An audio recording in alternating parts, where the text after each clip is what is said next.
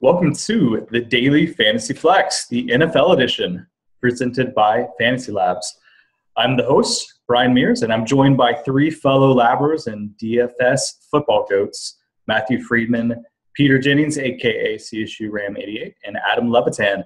If you have not heard yet, Peter and Levitan are debuting a brand new FantasyLabs podcast called The Three Donkeys with Jonathan Bales, who he told me today the topics are going to be sports, fitness, food, and more with lots of prop bets. Not exactly sure. I'm sure there's more to that, but it's going to be good. So please go listen to that. It should be up later tonight. We're recording this on Tuesday. Anyway, this podcast is going to be very similar to the one last year. It's going to focus mostly on weekly football matches. We'll discuss all things DFS strategy, game theory, and the biggest lines. And, of course, just like last year, we'll end the show with some prop bets where we'll put some six-packs of Coors Light on the line. We hope you'll enjoy the season and hope you'll also throw us a rating and review on iTunes if you do enjoy it. Anyway, let's get to the show. I have a couple opening questions for these guys, and I'm going to dive into those before we get into the players and slate-specific talk. Hope you guys are doing well. Pete, I'm going to start with you. First question is, obviously week one is pretty unique compared to the rest of the year. We do have some different players. Strategy is different. We have some fish in the DFS industry who are taking up some action. But we also have some new players on teams, so we don't have a sample size on how to project them. Just a unique week in general. So my question for you is, what makes week one unique from the rest of the season? What's the most important advice you could give to new listeners or new Labs users? Well, the most unique thing about week one is that you have a ton of time to have games up. So for me, I've had head-to-heads posted now for quite a while, and you'll have a lot of opportunity to sell more games. So that's the biggest difference, I guess. And in correlation with that, obviously prices come out earlier. So if there's injuries or news or anything happens, there's a lot of stuff that can be available. Fortunately for the slates, the big news early in preseason obviously was a Spencer Ware injury and then the Edelman injury. And those salaries, fortunately, were not up when that happened. But that's one thing that you can definitely take advantage of, is getting more head-to-heads filled and obviously, capitalizing on some stuff that might have happened after the salaries are posted. I think a big thing that's really important in week one is it is a great time to kind of go away from the herd. I mean, I think it's the hardest week to predict relatively. As we get more and more data on these teams, we're going to have more conviction in what we're predicting. So in that regard, it's more challenging. We have new players, new coaches. These teams are a lot different. So in that regard, there's opportunity to be contrarian, which is important every week, but I think it's more important in like the early going than it is kind of later on, just because so many people are going to gravitate towards guys who did extremely well last year and the guys they know. So it's a big opportunity. In years past in DFS, there was a lot of overlay. It's possible that will happen again. That's certainly something you want to capitalize on if you're going to be grinding, but we'll see what happens, and certainly it's going to be a lot of fun. Oh, yeah, definitely excited to get into it. Left-hand, I got a question for you. Last year we have a whole season's worth of sample size. We know guys like David Johnson are really good. What are some things like within just the last 3 weeks, like preseason takeaways, surprises that have stood out to you that you may not have known a month ago? Yeah, well, the first thing that kind of sticks out to me was the Willie Snead situation. By the way, before I start here, can I say it's great to have Freedman as, instead of a host, as an analyst here? Moving up, man. And we're going to get to actually force him into some Coors Light props. Actually, I'm glad that you brought that up, because we might as well start now. A meta prop is that I will have more unit wins than Pete this year. Not you, Levitan, because you're sharp, but Pete. I'm going to be better than Pete this year. And totally, in terms of gross wins? Yeah, more like the spread between wins and losses. But your volume needs to get up. The reason I did so poorly last year is because you guys were a bunch of lame asses, and I had to carry the show with some takes. I mean, you guys are just sitting back doing nothing. No one wants that. I mean, come on, you guys. It was outrageous. And normally I'll be a little more savvy. We're taking on Coors Lights, and you guys wouldn't throw out anything. I mean, it was embarrassing. Levitan, you should be particularly embarrassed last year. Well, I just got to say, I was 95 and 77. That's pretty good. Levitan, you were 119 to 115. And I got to say, I was timid for the first half of the season. What was my record? Let's look at some volume stats. Oh, here. it had to be bad. Sure. Okay, so your record was 147 to 153. Yeah, putting up all the volume and going out on a limb the whole year. You got close to The only 500. reason you guys got any volume is booking against me. I mean, a classic way it went down is Pete throws out a ridiculous prop. Everyone takes it against him. And then you guys are like, oh, look at me. I'm so smart. I have more units. Like, come on. Pete, you were the one throwing out the ridiculous props. Because we had nothing. It was like dead silence. It was crickets. But he's got a whole summer to stew on this. So I anticipate no ridiculous props from Pete. But I am going to create a post on the site. I'll tweet it out, I guess, next week after we have some answers on our first props, where we're going to keep track of the props. So you can always reference that. It's going to be good. Yeah, definitely some Levitan. We didn't hear your Snead stuff. Yeah. It turns out that Willie Snead maybe wasn't as much involved in the Saints' plans because he was ended up getting suspended, and nobody knew that this dude got a DUI back in June and went through an appeals process and everything. Nobody found out until a few days ago. So that was kind of something that stuck out to me. I think that we will see a lot of Kobe Fleener, Ted Ginn kind of pick up the slack. But if you're playing games that include that Monday slate, I think some sleepers are Brandon Coleman in that big slot role. And we might even see Tommy Lee Lewis play a little bit. And Tommy Lee Lewis balled out in the preseason, man. So I don't know. I'm not planning on playing the Thursday to Monday slate right now. On DK, I'll probably play the Sunday, Monday slate and maybe the Sunday 4 p.m. through Monday slate and trying to get capitalize a little bit on the Snead situation there. Some other preseason things. I thought Joe Mixon would come in and blow the doors off of Jeremy Hill. That's just not the way it went down. The Bengals have kind of been very stubborn with how they're going to use Joe Mixon, and Jeremy Hill has continued to run with the ones. He's atop the depth chart, and really more shocking to me, I guess, is that Gio Bernard, 8 months removed from an ACL tear, is already back and looking great and looking like he's going to handle all the passing down work and probably more than that too. So, I think Joe Mixon is pretty unplayable at 5,500 in week 1 against the Ravens, and that's not something that I would have thought of a month ago. Cool. All right, sounds good. One last question before we dive into the slate. Freedman, just wanted to talk real quick, since you are editor-in-chief of the site, what we can expect from content this season. We did have a big dashboard last year. We have a bunch of good content. I'm sort of cheating because I already know the answer, but I was hoping you would go through some of the stuff to expect. Yeah, so we have the positional breakdowns. We have 2 other breakdowns that are going to look at offensive line versus front 7 matchups. Specifically how they're going to impact the running and the passing game. We're going to have a wide receiver and cornerback breakdown, even a defensive and special team and then kicker breakdown. Bryan, you're going to have the market share report, which was awesome last year. We're also going to have breakdowns for the afternoon, the prime time, and then the Monday to Thursday slate. We're going to have a stacking guide, a regression report, and then I'm also doing a piece for Roto World that is on pivot plays. And then, Bryan, you're doing a piece on DraftKings Playbook that is about 5 FantasyLabs NFL stats for each main slate. So a lot of pieces. Also, we're going to have videos with some of these pieces, videos kind of talking about the pieces, research, things to look at. And then also there's talk of a potential live show on Sunday that a couple of us will be doing just to quickly recap the news, highlight some of the things that people need to be aware of, and talk about how that might change projections for some key players. So, yeah, a lot of content this year. I'm so excited that football is here.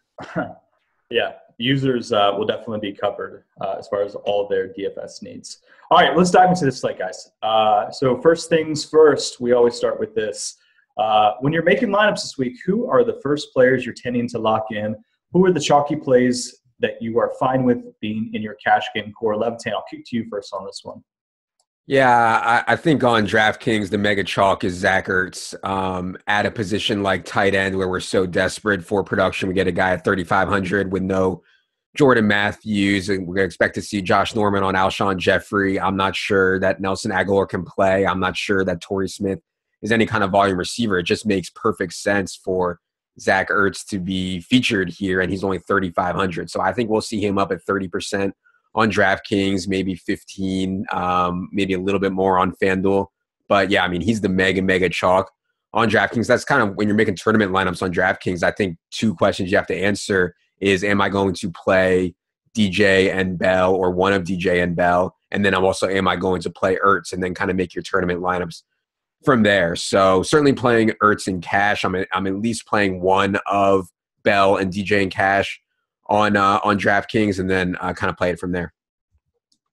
Cool. Pete, what are your thoughts on some of the chalk plays for week 1? Well, Levitan just hit the guy who I think is a must, Zach Ertz in cash on DraftKings. I also think, pairing him with the quarterback Wentz makes a lot of sense. Paying down at quarterback, while, quarterback's probably the position that's the least chalky in general, ownership does spread quite a bit, even in cash games. I think Wentz will end up being fairly popular unless people are really convinced about Goff or Kaiser. The obvious question is it team jam him in week? And on DraftKings, it's a little tricky figuring out how to, go about roster construction with those guys. I do think you should have at least one, and there's an argument for two. I think the two running backs after them that I'm really high on that I think will be somewhat chalk are going to be Todd Gurley and Carlos Hyde. I've actually liked a lot of my builds with both those guys in the lineup. You can spend up more at receiver, and you end up with some teams that look a little more balanced. It really just comes down to what the difference is between, receiver X and Le'Veon or DJ versus, one of those guys, Gurley or Hyde, and receiver X and Y. So that's the part that's interesting to me. I really think Hyde is in a good spot here at his price. He's going to get a lot of opportunity, and I'm bullish on the Rams in week 1. So I think Todd Gurley and the Rams D makes a lot of sense. Yeah. Rams D, Houston Texans D, I think will end up being chalk as well. Yeah, the Rams moved from 3-point dogs to 3-point favorites with the Andrew Luck news, and we know that running backs on favorites do better. So definitely Todd Gurley getting a bump up there. So DJ and Le'Veon Bell, very expensive on DraftKings relative to FanDuel. DJ has a 1% bargain rating on DK at 9.4, and Le'Veon Bell at 9,800 has a 0% bargain rating. They seem to be very easy chalk plays on FanDuel. Freedman, what are your thoughts on the chalk this week? And maybe let's talk some wide receivers. Do you think it'll be fairly spread out, or are there some cheap guys that you think could be chalky? Larry Fitzgerald is a guy who seems to be undervalued almost routinely each season, and I think that started again. So I think he will probably be pretty chalky going against the Lions, who last year didn't really have a good pass defense. And then also the guys at the top, you have Antonio Brown and Julio Jones. I don't think they're going to be outrageously owned. Neither one of them has a huge matchup. I mean, Antonio Brown has a good matchup against Cleveland, but it's on the road. Some people might be kind of hesitant about that because of being tied to Big Ben's home road splits. It's questionable as to whether that's something to think about here, but I don't think they're going to have outrageous ownership, but I think they will have fairly high ownership. And then one more guy, I don't know if I'm necessarily on him for DraftKings, but Kendall Wright, I think, is going to be fairly popular just because in Chicago they're going to have to throw the ball to someone. And it looks like he's right now their number one wide receiver. So, I think some people are going to be on him. And then, of course, on FanDuel, Terrell Pryor, pretty undervalued. I think a lot of people are going to be onto him. Yeah, it seems like Pryor's got to be like the most mispriced guy. Like Pryor on FanDuel is the most mispriced guy. Maybe Ertz on DK. Levitan, you agree with that? Yeah, so the thing about playing on FanDuel is like those 6K receivers are so sick. Like I like Fitz, I like Kelvin Benjamin, I like Pryor. Like they're all so cheap, and you can play them with DJ and Bell pretty easily. So yeah, I mean, making lineups on FanDuel kind of comes together really easily. It pains me to kind of fade Todd Gurley at that price on FanDuel, but I don't know. This Gurley thing, man. Same thing with Kendall Wright. It's like these are guys I don't really want to play, but it's just such smash spots for both of them. So maybe we can talk about that, but it's like I think the spot for Gurley and the spot for Kendall Wright too, given it's 3,200, is just so sweet. Yeah, definitely is. All right, let's talk some chalky fades and maybe some leverage and pivot plays away from the chalk that we just talked about. So, so which chalky players are you looking to pivot away from, whether it's just in GPPs or maybe you think they're overvalued in cash games? And then maybe who are some of the pivot plays you're considering? Freedman, I'll kick to you first on this one. Yeah, I would like to hear what Levitan and Pete have to say specifically on Roethlisberger. So he's a guy who historically has had subpar performance on the road. But, of course, at this point, he's playing against Cleveland. It's a good matchup. The thing is, he's the most expensive quarterback on the slate, which I think that more than the fact that he's on the road is the reason to fade him. But I think pivoting to someone like Aaron Rodgers, who has a tough matchup, but still is Aaron Rodgers, I think that he's going to be pretty under-owned in some of the larger GPPs. At high stakes, I think he could probably still have decent ownership. But relative to some of the other quarterbacks in his salary range, I think he's going to be under-owned. Other guys, McCoy and Jay Ajayi, relative to other guys in their salary range, I think are going to have pretty low ownership. And I do like the ceilings that both of them have, especially now McCoy with the knowledge that Terrell not Terrell Pryor, but his quarterback is going Tyrod to Taylor? be – yeah, Tyrod Taylor. Tyrod Taylor is going to be starting. So I think those two guys are nice pivots if you want to get away from the chalkiness of Le'Veon Bell or David Johnson or some of the other guys just under that price range. Yeah, he's not going to be on the board, yeah. One quick note, that game looks like it's not going to play at least this week. They're not going to play it this week, and it's most likely, according to reports, going to be played on November 19th, where both teams conveniently have a bye. So we talked about it before, but shout out to anyone in Florida. Hope everyone stays safe. Yeah. From a football perspective, DFS perspective, that game is off the board. Yeah, Tampa Bay, Miami, we're talking about here. Yeah, off the board. So Deshaun Jackson, Mike Evans, all those guys. Pete, I'd like to kick to you next. What are your thoughts on Ben and his home road split and some pivots you're looking at? I love Ben in this spot. I mean, the split that's more important to me this early in the year is the split with Martavis Bryant on the field for Ben Roethlisberger. And, every report, every indication is Martavis has worked really hard. He's completely changed as a person. It's easy to say that coming back. But I saw some stuff that I really liked, and he's a really talented player. So I think that's really going to help the overall offense. On the road early in the year, I think is less relevant. Also, I really avoid, the second game within the division for quarterbacks. There's a big trend on FantasyLabs about that. So I'm okay with the spot. It's going to be nice weather relatively. It's a good matchup, and I think Martavis Bryant really helps Ben Roethlisberger. It's a great spot to pay up to be contrarian in tournaments, in my opinion, on DraftKings.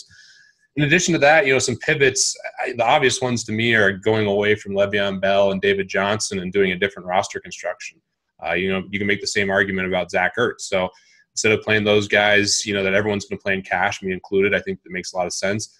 Tournaments, pay down at running back, pay up at receiver, and pay up at tight end. Stacking some of these games could really work out well. I'm pretty high on this Oakland-Tennessee game. I love the idea of getting in guys like Amari Cooper, maybe Delaney Walker at tight end instead of Zach Ertz, and then paying up a little bit more at quarterback for a Mariota or a Carr. So that's kind of what I'm looking to do, is go against the grain in terms of what most people are going to do in roster construction for cash, because that's going to leak heavily into tournaments, and pay up to be contrarian in spots. So another perfect example, if you want to say with Ben Roethlisberger, fade Le'Veon Bell and play Big Ben and Antonio Brown and Martavis Bryant. Something like that isn't the worst idea either. Yeah. Levitan, hop in here and maybe talk a little bit about guys like Pryor on FanDuel. Is there chalk that you're just going to eat no matter what? No. I mean, I saw big-time warning signs from the Redskins during the preseason. I don't know. I mean, you could make a case that maybe Pryor and Cousins are still getting to know each other. It was a very small sample size in the preseason, but they certainly did not look good. And I think this Eagles defense has a chance to be really, really good. I mean, they added Ronald Darby to a unit that was already pretty stacked at every position except for cornerback. So I'm certainly willing to fade Terrell Pryor on FanDuel in tournaments 100%. I like going with guys like – I'm still not going to just take wild shots at running back, right? So, even on DraftKings, I think you could go Amir Abdullah and Carlos Hyde at running back and then just start going ham at every other position. Nobody is going to be able to play. If you're playing Le'Veon or DJ, nobody's going to be able to play Mike Evans and AJ Green and Julio. Evans off the board. Oh, you're right. So nobody's playing Mike Evans. You could play Amari Cooper, AJ Green. Oh, people will play Mike Evans. Yeah. I think the sites are going to be smart about making sure it's very hard to click on those guys. Yeah, for sure. Yeah, so no, I think there's a lot, like the running back position on DraftKings is opening up more to me as we get closer. At first, I was like, well, I'm going to play DJ and Bell, but now I'm like, I like Gurley. I like DeMarco Murray. I like McCoy. I like Hyde. I like Abdullah. I think there's more places you can go at running back. And like, let's say DJ and Bell have good games. Like they get 20 points. They get 22 points. If you fade them, like you're certainly not dead if they get 22 points. If they go off for a 40 ball, yeah, you're probably dead, but that's pretty unlikely. So, yeah, I think there's definitely room to fade DJ and Bell in tournaments. And Ezekiel Elliott, I mean, we're getting conflicting reports, but he could be on the slate as well, depending on what you're playing. Good chance he could play week 1. And I'm with you. I think there's a lot of really nice running back options. We haven't talked about Christian McCaffrey. Wouldn't surprise me to see him be running back 1 on the week. He has that much upside. Wouldn't surprise me to see him be running back 40. So there's a lot of variance with some of these guys. Another one who's really contrarian that you want to potentially play is someone like Ty Montgomery. I do think Seattle's defense is going to be better this year, but I could see him having a huge game, and people aren't going to want to take a guy like that against Seattle, especially when they can lock in some of these chalk guys. He's also really close in price to Todd Gurley. So one other piece of advice would be to take a guy who's really similar in price to 100 or the same price and just basically pivot away from that player. So pivoting away from Todd Gurley, Hyde, then the top guys, obviously there's no one priced that way, but there's a lot of ways to be contrarian and get leverage. Yeah. Talk just a little bit about these high-priced quarterbacks. Levitan, what are your thoughts on like just ownership of some of these guys? Like we can get into this since when we bet some Coors Light, but I mean I like Rodgers straight up over Roethlisberger, but yeah, it seems like Roethlisberger is going to be like the high-priced stud that people are going to pay up for if they're going to go roster construction that way. Yeah, you can look at my ownership projections up on Labs and the models. I mean, I don't have any quarterback over 9 to 12%. I believe on DraftKings, I don't have any quarterback over 9 to 12%. I think it's going to be super balanced. I mean, I can push back on just about every quarterback that you say, and that includes Aaron Rodgers.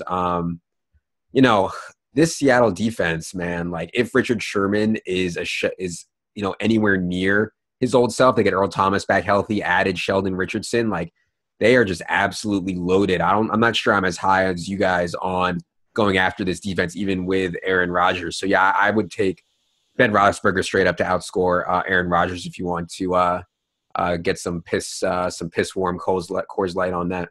Yeah, I'll take you up on that. I'm on that. Well, what do you want? You want Rodgers too? Yeah, I'll take Rodgers. Okay. Interesting. Okay. All right, let's move on to a different segment. This is not a segment we're going to do every week, but I wanted to get to it just first week here.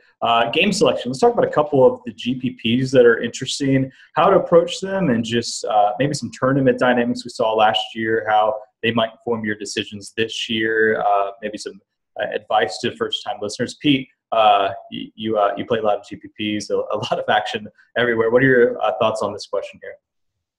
I think – first of all, getting head-to-head action is, in my opinion, the least amount of variance, highest amount of equity cash game that you can get, especially how the sites have kind of trended in terms of the fees on these contests. So that's number one. Make sure you're maxing out your head-to-heads. If you're grinding, you're a FantasyLabs sub and really taking this seriously, I think that's certainly going to be your biggest advantage. And there's nothing like football where you're going to get just so many unique players playing. It's a huge opportunity. Then in terms of tournaments, I mean, there's a lot of things that you want to look at. The fee is certainly important, the maximum amount of entries, the structure of the tournament. One thing I would really consider is what type of player you are. If your tendency is to build more chalky lineups, I'd look for less top-heavy tournaments. If you're someone who thinks they're a really creative contrarian thinker, I'd be shooting for the moon with some of the more leveraged payouts. So those are the things I'd be considering most. But I do think it's important to get cash game action, especially early, as the head-to-head should be flying off the board on Sunday. Cool. Levitan, I know that you have some favorite tournaments that you talked about, like sort of that like mid-range that are a little bit smaller, but still have a nice pass structure. What are some tournaments that you look at every week? Dude, they killed the slant on me. You believe that? The $9 slant? I know. Yeah. But now they have the $8, and it's called the $8 750K season opener. It's, it's not as good as the slant, I'll say, but it'll have to do for now. I think if you're going to mass multi-enter, and I'm certainly planning on putting 150 lineups into this $8 tournament, I certainly could put 150 lineups into the Millie Maker. For me, it's just so top heavy that I think I would rather go for the flatter payout in the $8. And like, if I win it, like, I'm not going to bitch about 100K. You know what I mean? Like, Sure. If I win it, maybe I'll like start believing in God or something. I'm certainly not going to bitch. So, so yeah, and for me, the $8 tournament has the best payout, and most likely, even if you don't break something off, even if you don't hit it pure, if you mass multi-enter the $8, you can still break even or maybe win a little bit too. Yeah, Freeman, hop in there. Last. Well, so the differences between GPPs at this point, it seems sort of. I mean, there are a lot of differences, but it's sort of like degree as opposed to kind. What actually interests me is the pick'em games, just as a new type of game that DK is offering. Obviously, we've seen it before with Draft Street, but obviously, it's just I think a new offering that can appeal to more people who don't want to have to think about salary cap and making the different pieces fit. So I'll be curious to see how popular these get and how people approach them. Yeah, that's fair. And FanDuel does have it's not a pick'em game, but it's called like the FanDuel Mini, where they have only 5 positions: a quarterback, 2 running backs, and 2 wide receivers. Still salary cap, but just a smaller. You don't have to worry about kickers and defense. So and those have some pretty good GPPs, both that and the DK pick'em. So it's nice. I mean, the options are always good. So appreciate these sites, giving people options on a weekly basis. All right, let's move on here. Let's talk about some stacks. We'll start with the conventional stacks, the chalky ones, and then talk about some contrarian ones. Levitan, I'll kick to you first. What are some conventional stacks you're looking at for week 1? Oh, man, all the sex. Russell Wilson, Jimmy Graham, and Doug Baldwin for all the sex. It's just like this Packers secondary was so bad last year. They're in bottom 5 in virtually every defensive category, and I'm not sure they got much better. They drafted some kids that have not progressed to the point where I don't think they're going to start in week 1. So, yeah, I mean, I think Russ, I kind of buy into this that he was hurt last year. He was overweight last year. His mobility was certainly flawed. And now I think he gets rid of Jermaine Kearse, upgrade there with Paul Richardson, gets Tyler Lockett healthy, Jimmy Graham in this spot. I mean, Doug Baldwin is so awesome. And I expect the run game to struggle, I mean, Eddie Lacy, I do not expect to play well. Maybe they'll give the ball to Chris Carson, who I think would be better. But in general, I think it'll be on Russ's shoulders to kind of keep up with Aaron Rodgers here. So, yeah, to me, I don't know how chalky it's going to be. I don't have Doug Baldwin or Russell Wilson projected, overly high whatsoever. So I think that you can play that in tournaments for sure. Yeah, it just definitely seems like there's some edges in finding some stacks because, some of the higher chalk, may not have like an exact stack guy that you would want to put him with, whether, it's Mariota, quarterback, or Wentz or whoever. Freeman, I'll kick to you next. Who are some conventional guys that you're looking to stack here? Well, I kind of don't want to steal Pete's thunder by talking about how awesome Derek Carr is going to be throwing to Amari Cooper, so I'll let him talk about that. But I think Cam Newton to Kelvin Benjamin and or Greg Olsen, and then also I don't know if we would think of this as like a contrarian stack, but Christian McCaffrey thrown in there. I think that could look pretty sweet against the 49ers. And then I totally agree with Levitan too. Russell Wilson against the Packers, I think that's pretty nice regardless of who you're putting him with. I'd even throw Paul Richardson in there. Yeah, for sure. I did write an article earlier today about the most undervalued correlations, and I think that game stacks are something that are just really undervalued. Everyone knows the QB wide receiver 1. Game stacks are highly correlated. Offenses are correlated, and I think that they're undervalued relative to ownership. Pete, get in here with your thoughts on some conventional stacks. Yeah, great work on that, Brian. That's all I did. So that's the game stack. I think is certainly what you should be thinking about. There's a ton of correlation if you just think about what you need to win a tournament. You need guys to go off, and if they're going to go off, they need to have a competitive, high-scoring game. So I'm all about that, and my favorite game in that regard, even though I do think the total might be a little high and there might be some value in the under, is this Oakland at Tennessee game, and I like stacks all over the place here. I mean, I love Carter Cooper. Don't mind Carter Crabtree, but definitely Cooper being my guy who I'm most bullish on coming into the season. And then some value. I mean, Marcus Mariota to someone like Rashard Matthews or Eric Decker, I think makes a lot of sense. And you can run back, someone like Amari Cooper and that same kind of game stack. So that's a spot I'm really looking at. We hit on a chalk stack that's going to be very popular in cash games, so probably not something you should be looking to do too much in tournaments, Carson Wentz and Zach Ertz, but that's another one that really stands out to me. And I'll throw out one other one that I think might be I think it's a great tournament one. I think people are going to be hesitant to go with Drew Brees against Minnesota, but Drew Brees to someone like Ted Ginn or Michael Thomas, it could be a great spot to get that kind of duo really under owned, even though I do have a lot of respect for Minnesota's defense. But someone especially like Ted Ginn, given the opportunity he's going to have with Snead out and the big play upside that he has, I think makes a lot of sense as well. That's probably more on the contrarian side, but I think that's it. But that's where we're going right now. So let's talk about some contrarian stacks. So Pete just threw that one in. Definitely an interesting one. Freedman, I'll kick to you first or second rather, now that Pete jumped into it. What are some contrarian stacks you're looking at? Well, and just to follow up on what Pete said about the Tennessee game and Carr going against the Titans. The Titans last year, and people probably know this, but I mean, they were awful. So the Titans allowed the most fantasy points to wide receivers last year. So Cooper, Crabtree, all of those, they seem wonderful. In terms of contrarian stacks, this one might be a little too contrarian, but I would be fine with Deshaun Kaiser to Duke Johnson. I think that might be too contrarian, but we're going against the Steelers, who were top 8 in fantasy points allowed to running backs and 4th in receiving yards allowed to running backs. And if it is a situation where the Browns are behind and they do have to throw, people are talking as if Deshaun Kaiser can't throw to a running back, but we don't really know if that's the case. And we know that Duke Johnson has been targeted heavily throughout his career, and he's been hyped in the preseason as a guy who is going to continue to get lots of action. So I don't mind that as a contrarian stack. And then one that I think is really far afield is Carson Palmer to Jermaine Gresham going against the Lions. Gresham, I think, will have probably no ownership, but the Lions have allowed a ton of touchdowns over the last 3 years. Last year, they allowed 10 touchdowns to tight ends. So I could see that being one that could be profitable, but is very underowned. Cool. Levitan, what are some contrarian ones you're looking at this week?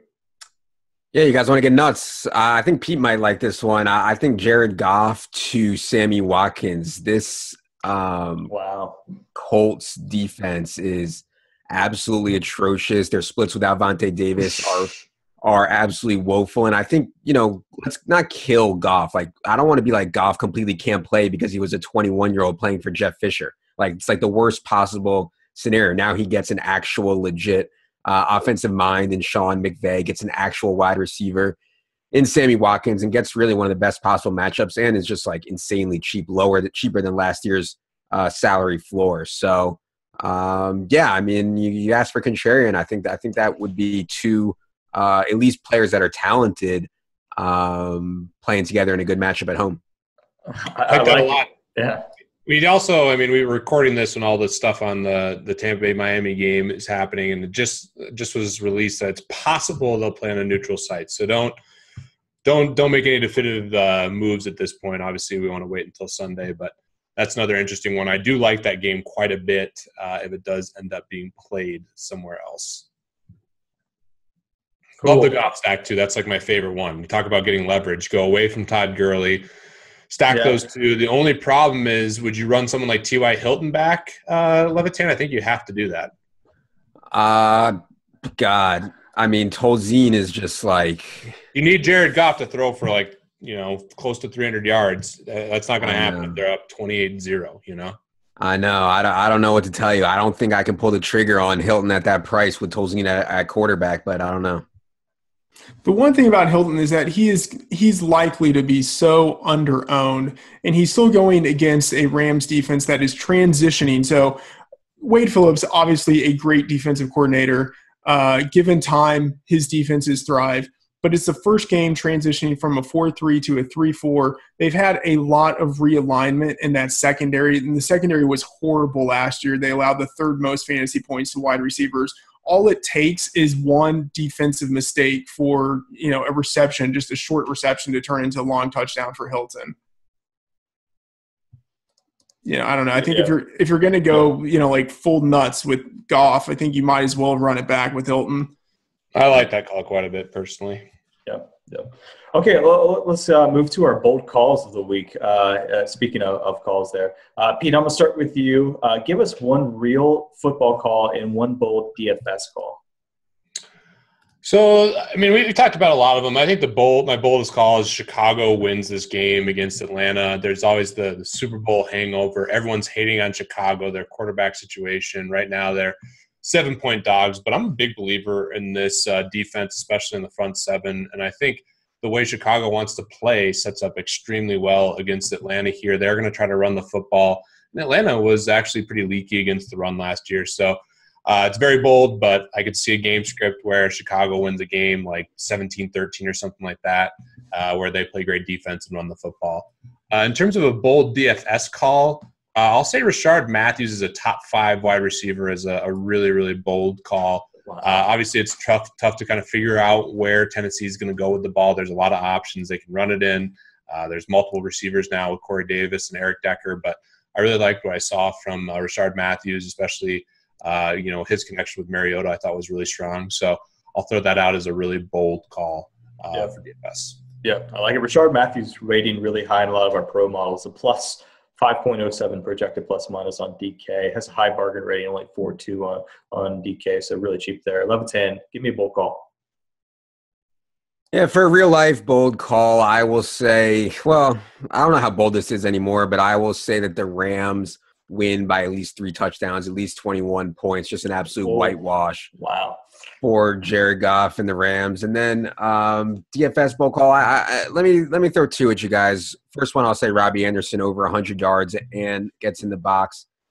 And then at the running back position, I'll go with I'll say Amir Abdullah, 150 total yards as a bold call. I think people are overestimating how much Zach Zenner is going to play. I think they're overestimating what Amir Abdullah's target share will be with Theo Riddick back there. I think that Amir Abdullah is going to be a big, big part of this Lions attack against the Cardinals defense that lost probably their best interior player in Calais Campbell. So, I think Abdullah and Robbie Anderson will be 2 of my bold calls.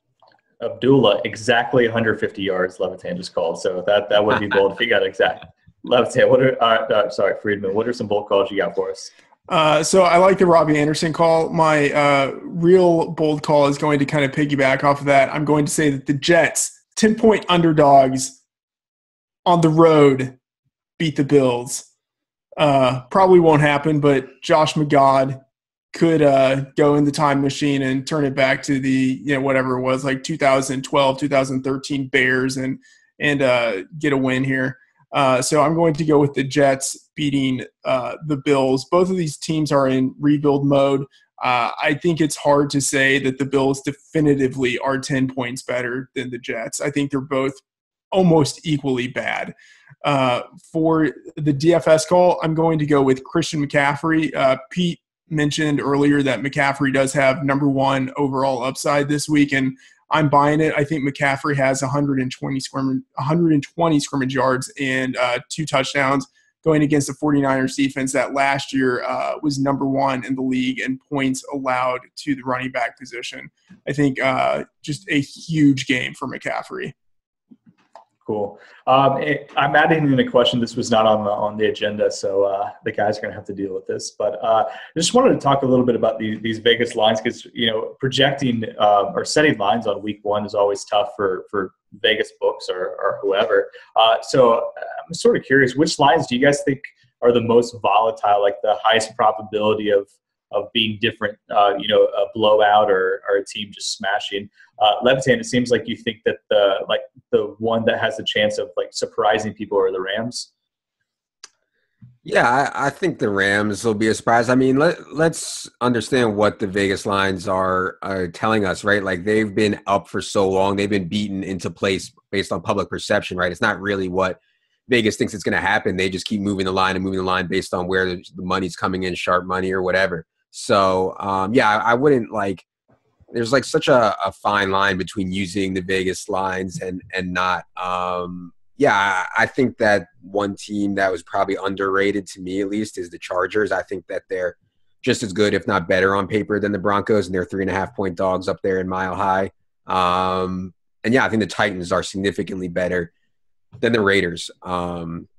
like the Raiders defense is just absolutely atrocious. I think the Titans are going to just go out there and do whatever they want offensively and just shred. So, those would be two that kind of stick out to me.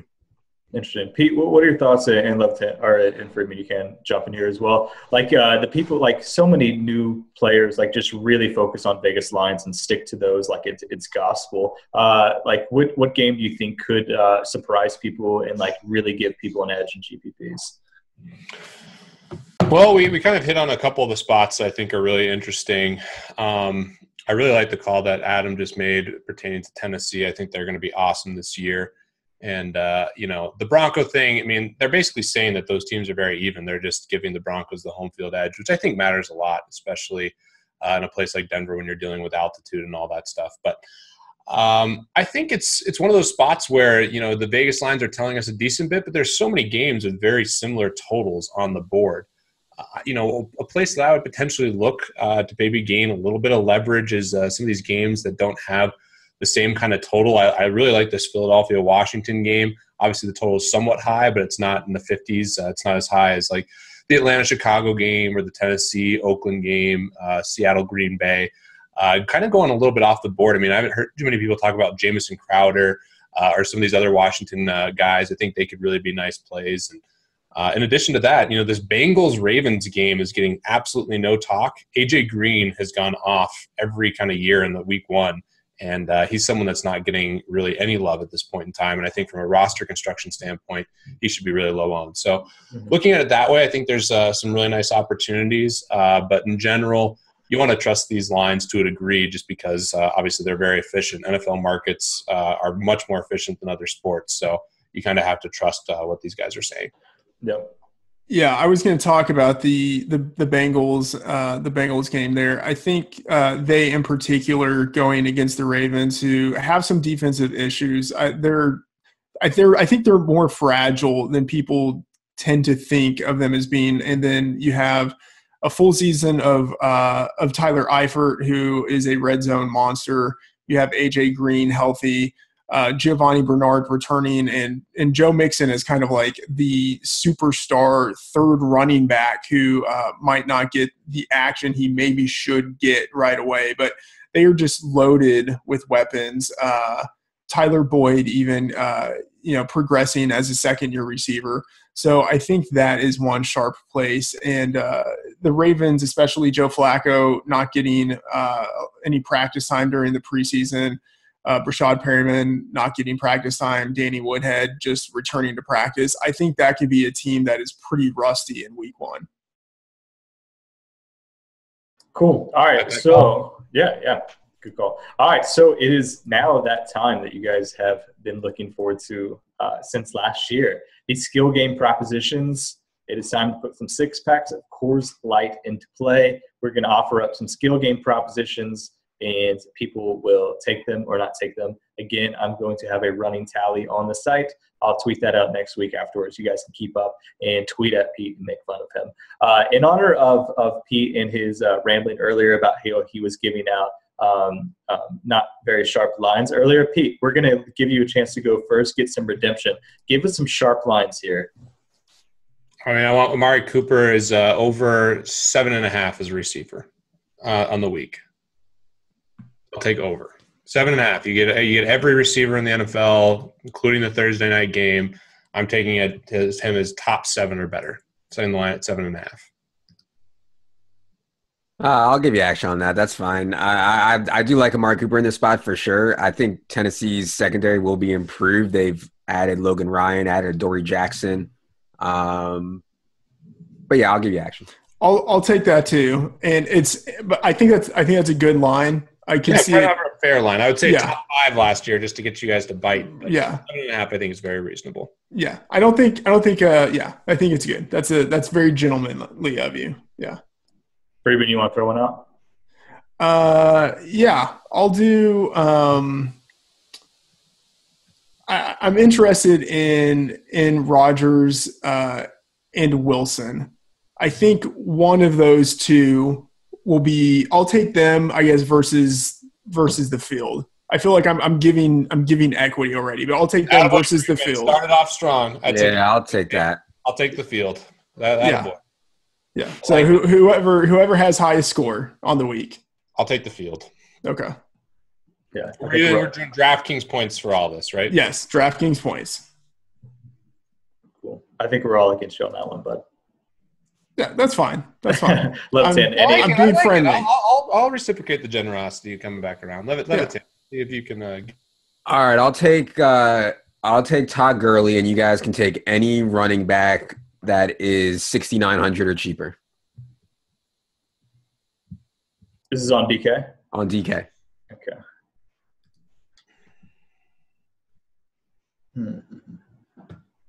Not interested. I mean, I think the chalk answer people would say if this Miami game plays would be Jay Ajayi, but I like Todd Gurley more. I could see the game script going really well for Jordan Howard. Yeah, Jordan Howard's the answer. Taking a touchdown dog versus Atlanta. I mean, that's tough if game script goes away. So I think that's a shrewd offer there, Levitan. But I'm with you. So I'm getting no action. Yeah, I don't think so. I'm looking below the list, and I agree with Pete. I think Jay Ajayi would be the guy. Jordan Howard's close. Let me take two guys under 6K, and I'll do that, or like something. I mean, you won't take Devontae just $100 more against Gurley? I'll give you, if you guys want that, I'll give you that. But I'll also give you two under 6K. That's fine. Two under 6K? Yeah. But whoever scored, now you don't get to combine them. You don't get to combine. Yeah, you get whoever scores more. All right, I will take Christian McCaffrey and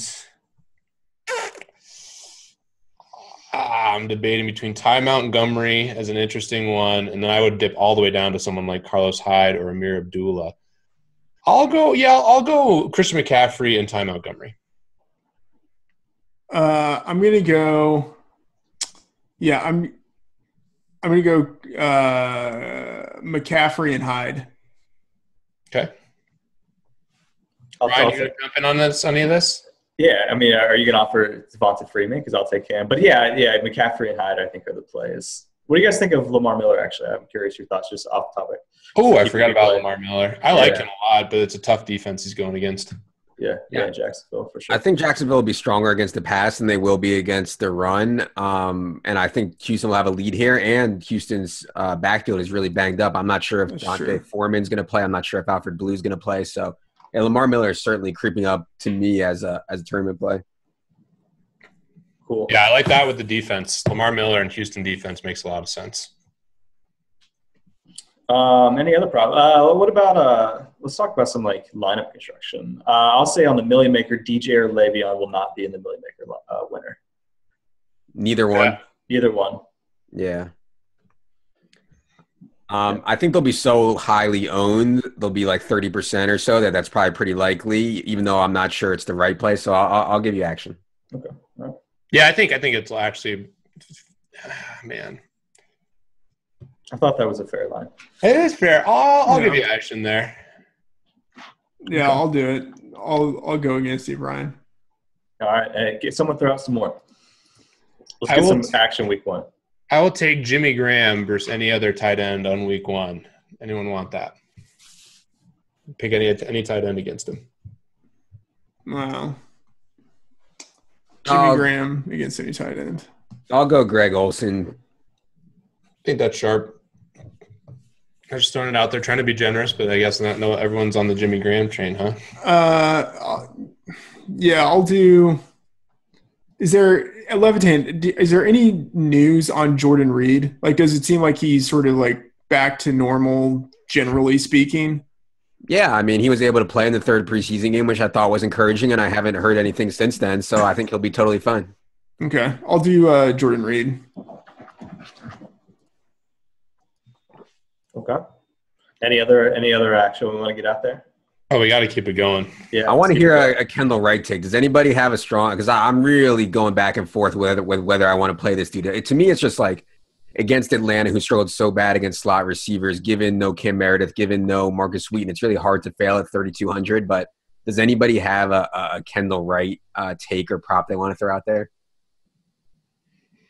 I don't have a strong take. I've been playing around with him in some cash game construction, and it just feels gross. I mean, I come back to teams I like better without both Le'Veon and David Johnson on DraftKings. But so you guys are going right over Robbie, straight up. I would. That might be an interesting one. Who's on which side there? Robbie Anderson versus Kendall Wright. I got to ride with the brand for Robbie, but you could definitely argue the spot is better for Kendall Wright. I'll take Rashard Matthews versus your boy Robbie. I'll give it to you, but I think I'll take Rashard, there, especially with Corey Davis banged up. I mean, we could see Rashard Matthews play every snap. Yeah, I think Rashard's – it might be too much. But, Levitan, I'll do Kendall Wright if you'll take Robbie Anderson.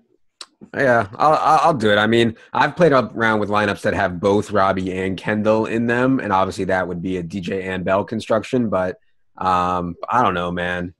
It's like, how do I get into these spots in week one where I'm thinking about Kendall freaking Wright with Mike Glennon? You know, like it's only one, and I'm already like in spots. You know, it's like, how do we get into these fucking? It's so frustrating. 150 $8 lineups for Levitan with the Robbie Anderson. What do you guys think is a fair line for yardage, for like scrimmage yardage for Jonathan Stewart? I'm thinking maybe like 75 or 80. I think San Francisco's front is pretty improved. I know they're historically bad last year. They've added a lot of talent to their front. I would take under that on Jonathan Stewart. I think a lot of Jonathan Stewart's equity is more in touchdowns than it is in this game. I don't like his yardage. I think they have other options. I mean, I do think Cam's going to run a lot less this year, but I think we'll see McCaffrey on the field a decent bit. And, I mean, they should be throwing the ball some too. I mean, I like the weapons that they have. In that same game, if you want to throw that out there, I'll go. If you want to throw like 70 or 75, I'll take the under. Okay. Because I'm also trying to balance it with fantasy points. What do you guys think is the fair line for fantasy points, like DraftKings points for him? Let's see what the projection is. We have a projection for that. Where is he? The projection is – no, that doesn't seem right. What do we have, Matt? Let's see here. Oh, I see him up there. I'm looking at Vegas points. We have him at 12.3 fantasy projected. I'll give you – if you want to take over 12, I'll do that. I'll take the over there. Okay, that's fine. I'll give you that. I really like it. Here, go ahead. I want under on that too. Okay. I have a prop, but only Pete can get action on it because I don't believe in it. I just want to tell Pete. I'll take Crabtree over Cooper. Okay, done. All day. Give me that all day. I'll take it. I'll go on record right now. Any single week that you guys want that, assume Cooper and Crabtree are both healthy. It's not like, oh, Cooper has like a hamstring issue where he's clearly playing like half the snaps. If they're both healthy, no worries. I'll take Cooper over Crabtree every single week. Yeah, I don't even want it this week, but I had to throw it. I appreciate throwing out some generosity. Thank you. I want to take over on Pierre Garçon in some regard. I like Pierre Garçon quite a bit this season and in this game. Okay, well, what are his points? What's the point projection? We got him projected at 15.8, which seems really high. He's which I like. I mean, I think that's about right. But he's one of the highest rated guys in the models right now. I'll give you 15. Yeah, I'll go over 15 for sure. I'd even do 15.5 if you want. I'll take Martavis. 15 you win, 16 I win. Okay. Yeah. Give me Martavis against Garçon straight up. That's one of my favorite plays. All right, give me. What about Yeah. All right, that's tough. Martavis is tough to do because he's. What about Fitzgerald? Larry Fitzgerald. Yeah, that's another. So here's just getting into like these receivers. I think Fitzgerald. Shout out to Evan Silva. He really touted him hard. I could see Fitzgerald having a really big opening week. I feel comfortable. I mean, him, Benjamin, those guys are all really, really nice. But I'll give you guys action. Sure, you can take anyone under 6K. So you can take Fitzgerald or Benjamin. And I'll take Carson. Yeah, I'll take Fitz. That's fine. Fitz. I'll go with Kelvin Benjamin. I think he finds the box twice this week. Ooh, right. Double dong for Kelvin. All right. Man, those guys right there. Fitz at 5'9", Benjamin, what is it, 5? Yeah, he's right at 5'9". Bryant. Yeah, that right there is where you can get some leverage. Anyone else got some? Keep on going. Yeah, Levitan, how many receptions do you think Tyreek Hill gets on Thursday night? Oh God. Receptions. I mean, they're gonna force feed him these like 1 yard like bubble screens, and like they're just gonna get wrapped up. So I don't think receptions is fair. If you want to go on something or like yardage or fantasy points, I'm down. Okay, let's look at fantasy points. Let me pull up the slate here. Give me all the Tyreek to the Ty Freak. I mean, how embarrassed are you, Levitan, just being wrong on Ty Freak? Where was I wrong?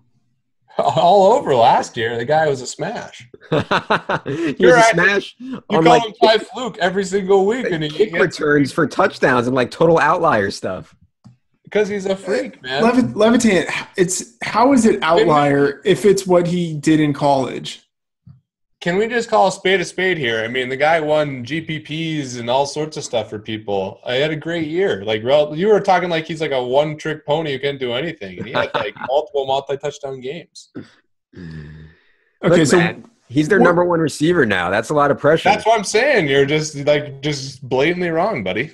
Well, if he like catches 10 touchdowns this year, I'll take the L. Oh, so catches. If he scores 10 touchdowns, you're like took the L a long time ago. Okay, that's my favorite part about last year is just everyone just adding Levitan and I when Tyreek did stuff. It's great. Let's do 15 as the over under for Tyreek. Is that good, Levitan? That's 15. Fine. 15 fantasy points. I'll give you action. Go ahead. Okay, I'll take the over. Give me the over. In on the over on that. Who do you think that like the Patriots are going to be like? We're going to stop. It could be Tyreek. You could think? Be Tyreek. I mean, you plan to stop Tyreek more than you try to plan to stop Travis Kelce? I don't know. What about Kareem? Yeah, he's the guy right there. Yeah. I mean, you got to really try to limit that Alex Smith guy. He is dangerous. What's the over-under on weeks when Mahomes is starting? I don't think he starts. I don't think he starts. At all. Really? Oh, I do. They love him, but I don't think he starts unless the Chiefs are bad. The division is so tough. They're going to lose games, and then people are going to start calling for Mahomes. You throw him out there versus like Denver in like week 12 or something. No, you don't do that. But like that's kind of situations like they're going to be dealing with. You know, you don't want to shatter the kid's confidence. He's got swag right now. Yeah. Get him. Yeah. Okay, I'll do AJ Green versus actually, okay, I'll tell you what. I'll do AJ Green, Julio, and Antonio versus the field. I mean, it's wide receiver. I got to take it. It's so volatile. Yeah, I'll take that too. I mean, the field, like anybody, like right. Marquise Goodwin could have like 3 touchdowns. Yeah. I like him. Goodwin. I think that's a really good sleeper this early on this year. Yeah. Stacking up that game. All right, I'll throw out some other guys that I'm really high on this week in terms of quarterbacks. We haven't had too many quarterback debates here. I'll take Carson Palmer versus there's some guys that are good in the price range. I'll do a fun one. No, never mind. I'll do a fun one with you, Levitan. How about this? I'll take Simeon versus your love for Phillip Rivers.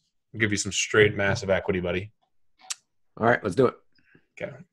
You want to do Palmer over Cousins? No. I like Palmer over Cousins. Really? Yeah. Yeah, I think this Eagles defense is – yeah, you're worried about them, yeah.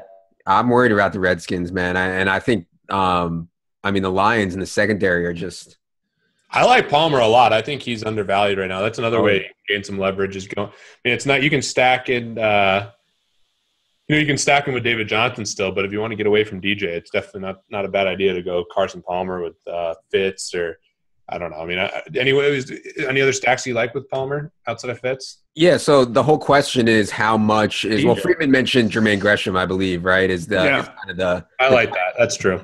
The touchdown-dependent play. But the whole question is how much do you think John Brown's going to play? We saw John Brown active a lot last year and only play 20 or 30 snaps. If you think that he's going to be able to play full snaps this week, John Brown's an absolute smash. but I really have no idea if he will be able to or not. Miss time in training camp. They thought Jerron Brown played pretty well. They have J.J. Nelson also, but man, I mean, if you told me John Brown was going to play the whole game against the Lions here, he's just an absolute smash at his price. I'll just say I don't buy Jerron Brown. Like, I don't buy him for a minute. Even if they say he's the number 2 guy in training camp, he has like a decade of not doing anything, like in college and then in the NFL. Like, I'm not buying it. Yeah. Yeah, I think he's more of like a possession guy they see him as, but they already have that in Fitz, and they kind of already have that in DJ. Yeah. FanDuel quarterback. I'll take Cam versus anyone under 8K, not Mariota.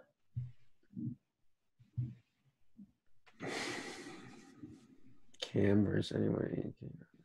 Anyone under 8K. Yeah. How much is Ross? 8. Got to throw up sharp lines here. Cam's a guy like no one's talking about. I feel like. You said anyone except for Mariota. Yeah, I mean, even though him and Mariota are pretty close. I'll do Derek Carr. Okay. How much is Ben on FanDuel? I haven't really looked at FanDuel at all. 8,200. Yeah.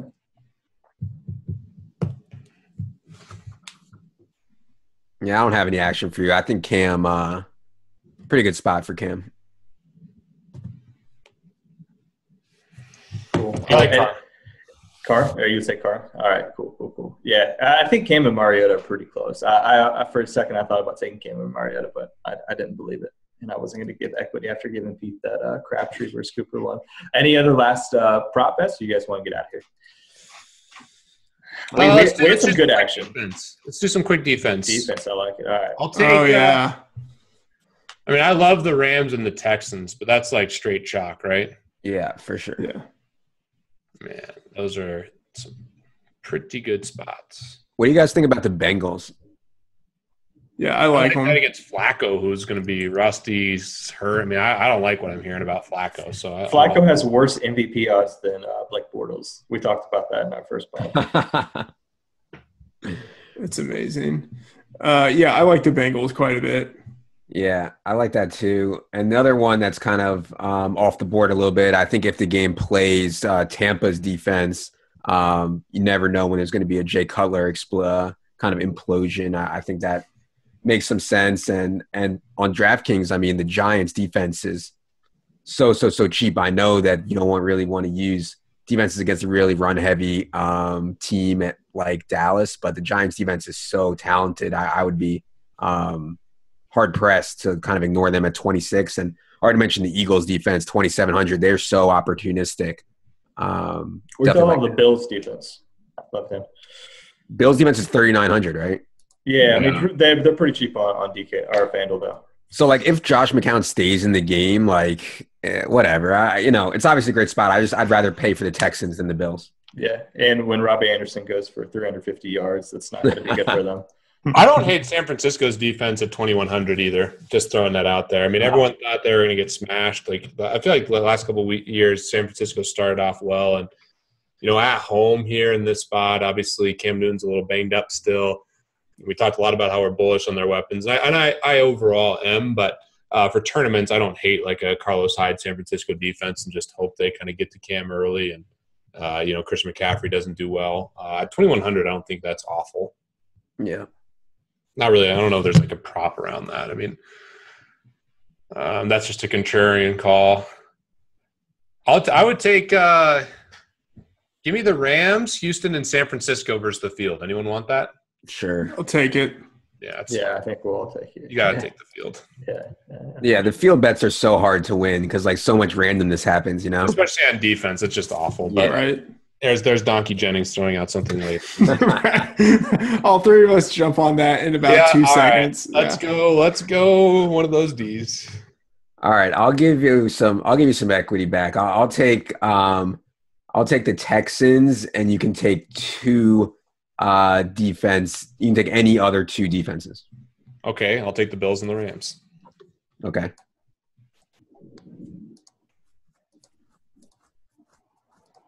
I'll do Bills. Bengals. Oh man, all right. I already called. I already put it in, but I'll do Bengals, but you can't do Bills, Texans, or Rams. Bengals, Bills, Texans, or Rams. You're gonna do Bengals. Yeah. Can you get Tampa Bay pending they play? Sure. It pushes if they don't. I'll take you on that. I'll go Steelers and Eagles. You're only offering one. Yeah, only one. Steelers. Okay. I'll go Steelers too. Yeah, I'll take Tampa Bay, and it pushes if they don't play. All right. Any last ones? We got some good action here on week one. Are you recording these like live, or are you gonna have to go back and like watch the tape and review all these props? Oh, I'm a tape watcher, so I'm definitely gonna go back and watch the tape, scout it out. That's a rookie mistake there. It's like, honey, how was your day at work today? Oh, well, I rewatched this podcast where these guys were propping Coors Lights based on I didn't think about it, to be honest. So I guess I'm the fourth donkey. Do it in an English accent when you. So that's a good idea. Yeah, Freeman, how happy are you? You don't have to go back and keep track of all these props anymore. Incredibly happy. That was a not insignificant amount of time. I realized quickly it was very stupid, like a total waste of time. It's like, all right, and sometimes it's like, damn it, like you guys would talk over each other, so it would be hard to hear exactly who was taking which prop, especially later in the season when you'd be like, any wide receiver under 6,000, and then Levitan would just start listing wide receivers. That's gold right there. Oh gosh! All right, yeah. I'm not looking forward to this, but it is what it is, and I promised that I would have a tally on the site, so I'll live up to it. We'll have it up there. Oh gosh! All right, any last ones? I think we're done here. I think we've seen enough. I think we are done here. All right, we are going to end it there. Thank you guys for listening to the Flex podcast for week one. We are super excited to be back in talk. We'll definitely have me, Freeman, and Pete on every show this year, or most shows this year. Levitan is, you can find him on the Three Donkeys with Bale, so definitely go check that out. But we'll have rotating guests every week, and we'll keep up with their props as well. But thanks for listening. We're really excited to be back. Good luck week one. We'll talk to you guys soon.